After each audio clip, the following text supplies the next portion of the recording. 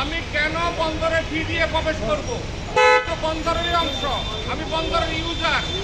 আমি যদি প্রবেশ না করি, আমার 25,000 শ্রমিক কর্মচারী মালিক যদি প্রবেশ না করে, বন্দর একটা স্টেট হয়ে যাবে। বন্দরে কোনো ডেলিভারি হবে না, কোনো পণ্য উঠানামা করবে না, জাহাজ বাড়তি দিবে না।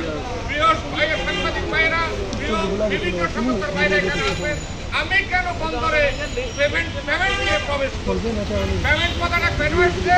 আজকে তারা প্রশাসন আছে, আজকে তারা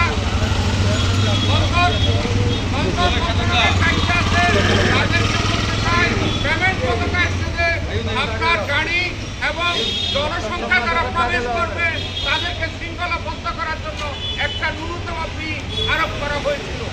বন্দর কোনো লস প্রজেক্ট না, বন্দর লাভজনক প্রজেক্ট। আমি যারা ইউজার আছি, আমি প্রবেশ করব, আমার ট্রাক প্রবেশ করবে, ট্রাক শ্রমিক প্রবেশ করবে, ড্রাইভার প্রবেশ করবে, বন্দরের কাজে আমি প্রবেশ করব। আমি কেন পেমেন্ট দিয়ে প্রবেশ করব?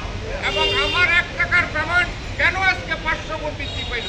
আমার একটা কর্মচারী 3,000 যদি মাসে শুধু তার মোটর বাইক প্রবেশ করার জন্য যদি 3,500 টাকা পেমেন্ট করতে হয়, তার সারা জীবন সারা মাস কিভাবে চলবে? 3,000 টাকা যদি এখানে খরচ করতে হয়। আমার প্রশ্ন হলো, আমি বন্দরের ইউজার, আমি বন্দরের অংশ, আমি কেন পেমেন্ট দিয়ে ওখানে প্রবেশ করবো? পেমেন্ট কথাটা কোথেকে আসছে? আজকে যে নিবন্ধন চেয়ারম্যান আছেন, বন্দর প্রশাসন আছেন, উনাকে খতিয়ে দেখার জন্য আমি রয়েছি। প্রিয় উপস্থিতি।